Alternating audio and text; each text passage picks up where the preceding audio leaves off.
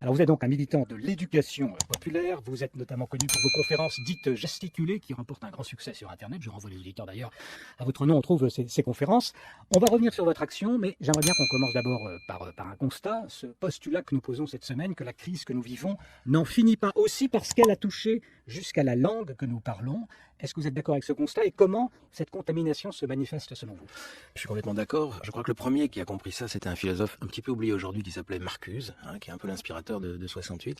Marcuse est le premier qui comprend qu'il est en train de se passer quelque chose dans le langage. Ou plus exactement, des gens sont en train de faire des choses au langage, parce que ça tombe pas du ciel, ce truc-là. Il y a des officines, il y a des think tanks, il y a des lieux qui travaillent des effets de langage pour faire passer dans les opinions publiques des façons de penser. Bon. Et Marcuse comprend ce que Orwell avait compris. Enfin, Marcuse le vérifie. À savoir que quand vous voulez installer un système totalitaire, vous n'êtes pas obligé d'avoir des armées qui défilent avec des bottes. Il suffit de faire disparaître du langage tous les mots négatifs. Ça, c'est le récit d'Orwell. Ce qui est un tout petit peu inquiétant, c'est qu'on en est là, mais pour de vrai. C'est-à-dire qu'en quelques décennies, ont disparu toute possibilité de nommer négativement le capitalisme. Alors tout le vocabulaire du marxisme a disparu. Enfin, vous connaissez beaucoup de gens qui parlent d'exploitation aujourd'hui. Non, enfin, je veux dire, la gauche aime l'entreprise. La gauche est supposée rappeler que l'entreprise est le lieu de l'exploitation, sinon c'est plus la gauche. Bon. Et donc, quand vous n'avez plus de mots négatifs, vous ne pouvez plus penser la contradiction. Quand vous ne pouvez plus penser la contradiction, vous êtes plus dans une démocratie. Et donc on en est là, nous n'avons que du vocabulaire positif pour désigner le système. Le capitalisme s'appelle développement. Donc il y en a qui ont envie que ça soit durable, on les comprend.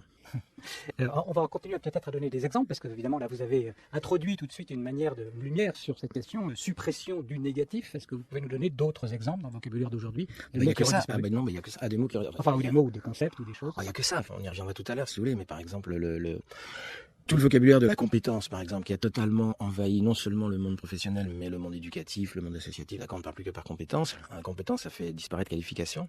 Or, c'est exactement le contraire. Quand en 1971, aux assises du patronat, qui sont devenus des entrepreneurs entre-temps, le CNPF se pose la question de briser le pouvoir syndical.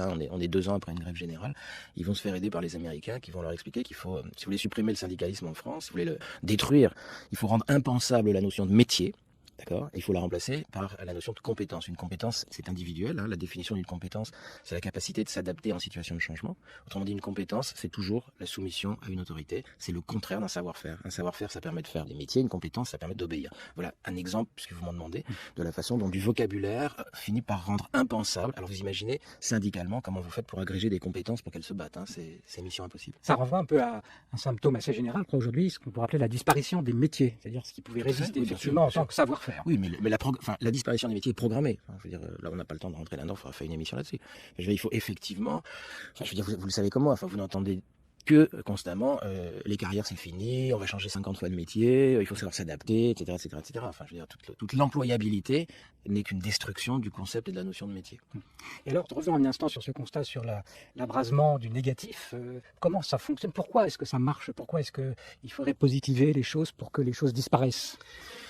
Je ne suis pas neurolinguistique, mais je sais par exemple que quand vous prenez des oxymores tels que croissance négative, tels que égalité des chances. Égalité des chances, c'est une obscénité. Pourquoi? Pour quelle raison? Mais parce que l'égalité des chances, c'est la définition même de l'inégalité. D'accord? Mais ça s'appelle égalité. Bon, pourquoi expliquer? Parce qu'on ne comprend pas forcément tellement on est habitué à ce mot et à son côté positif. L'égalité des chances, ça veut dire que pour le lièvre comme pour la tortue, la ligne de départ est la même. Voilà, ça ne dit rien d'autre que ça. Donc vous avez une définition là de l'inégalité. Vous me posez la question du positif. Donc ce qui est intéressant, c'est de voir les oxymores. Sarkozy a abusé des oxymores. Enfin, je veux dire, la croissance négative, c'est extraordinaire quand même. Bon, les frappes chirurgicales, enfin voilà. Bon. Alors ça, je crois que c'est de la neurolinguistique. Enfin, il me semble que j'ai lu 2-3 trucs là-dessus. C'est que quand vous mettez un mot négatif et un mot positif, par une sorte de réflexe de survie, le cerveau va éliminer le mot négatif. Il va retenir le mot positif. Ce qui fait que si vous dites croissance négative, ça reste de la croissance. C'est juste aberrant. Vous comprenez ça, je veux dire. Mais l'inconscient ne va pas retenir négatif parce qu'il a peur, parce que c'est anxiogène, parce que la récession ça fait peur, puis ils ont drôlement raison, parce que c'est un sale truc, surtout pour les pauvres. Par contre, si c'est de la croissance négative, ça c'est sympa. Alors, tout ça, c'est le vocabulaire technocratique aussi qu'on entend encore plus souvent, sans doute. Par exemple, au niveau européen, j'imagine que vous avez des exemples aussi à nous donner sur un plan plus général de la manière dont l'Europe... Oui, parce que l'Europe est un lieu qui véhicule énormément de ce langage. Donc si vous allez sur le site du Conseil de l'Europe, vous retrouvez curieusement exactement les mêmes concepts que ceux de la Banque mondiale ou que ceux, etc. La bonne gouvernance, les bonnes pratiques, enfin, pourrait en citer tout un tas. Enfin, la gestion accès résultat, enfin, vous voyez, c'est le pragmatisme. On va arrêter avec les idées vagues, on va s'attacher à du concret, les objectifs. L'évaluation. L'évaluation. Christophe Dejour a dit que l'évaluation est devenue la modalité dominante de la domination. Enfin, Et en quoi ça serait positif, l'évaluation, par rapport à quelque chose qui serait négatif? Parce que les gens ont tous besoin de parler de ce qu'ils font. Or, l'évaluation n'est jamais une évaluation, c'est toujours du contrôle. Le contrôle, c'est le contraire d'une évaluation. Et les salariés à qui on impose des séances d'évaluation, entretien annuel de progrès, vous voyez, déjà, ils ne peuvent pas dire que ça n'a pas marché, déjà. C'est un entretien de progrès, ils ne peuvent que faire plus tout le temps. Bon.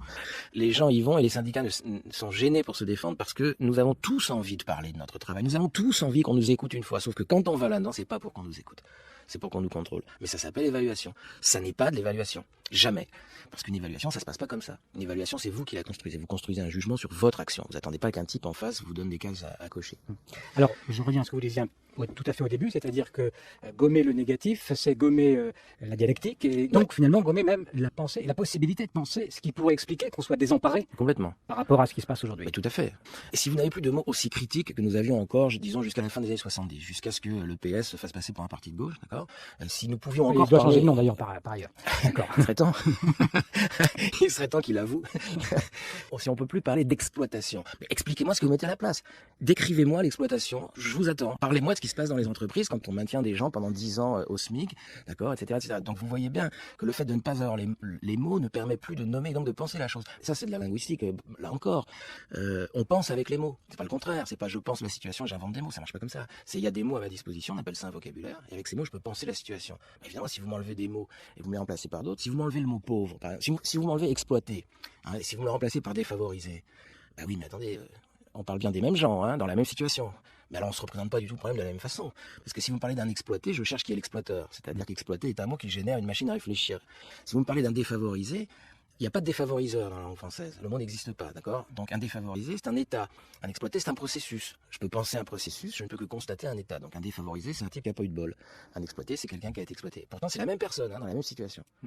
On peut dire qu'il y a peut-être aussi une disparition du conflit lui-même, la possibilité de conflit, sans parler d'exploitation, mais qu'il y ait des choses qui s'opposent. Oui, tout à fait. C'est d'ailleurs quand ils osent appeler dialogue social la relation entre les syndicats et les patronats. Enfin, je veux dire, on voit bien de quoi il s'agit. Ils disent, j'ai pas de dialogue social, j'ai de rapport de force, ou alors je sais pas ce que c'est qu'un syndicat. Et donc, on nous a fait passer à partir des années 80 le conflit comme le repoussoir de la démocratie. Hein. Sauf que le conflit est la condition de la démocratie. Comment faut-il réagir? Vous venez de refonder une structure d'éducation populaire baptisée l'Ardeur. Comment vous y prenez, vous? Quel est votre programme pour essayer de subvertir cette contamination du langage? Sur la question du langage, on anime depuis 2007, dans une structure qui vient de s'arrêter, qui s'appelle le Pavé, on anime des ateliers de désintoxication du langage, d'accord, dans lesquels on travaille ces effets, dans lesquels on permet aux gens de comprendre ce qui ne va pas dans l'utilisation du mot compétence, ce qui ne va pas dans le recours au projet. Hein, voilà, l'ennemi absolu, c'est projet. Pourquoi projet? Parce que ça transforme tout en marchandise. Il faut dire quoi là? Le projet, c'est ce qui tue le désir. Écoutez, on est à France Culture, on peut y aller. Hein, n'importe quelle femme est capable de comprendre la différence entre un homme qui a un désir d'elle et un homme qui a un projet sur elle. D'accord ? Donc le projet, c'est ce qui tue le désir. Le désir, c'est ce qui est instituant. C'est ce qui suppose la négociation, c'est ce qui suppose l'échec, c'est ce qui suppose l'hésitation, la créativité. Le projet, c'est de définir toutes les étapes d'un processus et de savoir exactement comment ça va se passer. Donc le projet, c'est ce qui fabrique des marchandises.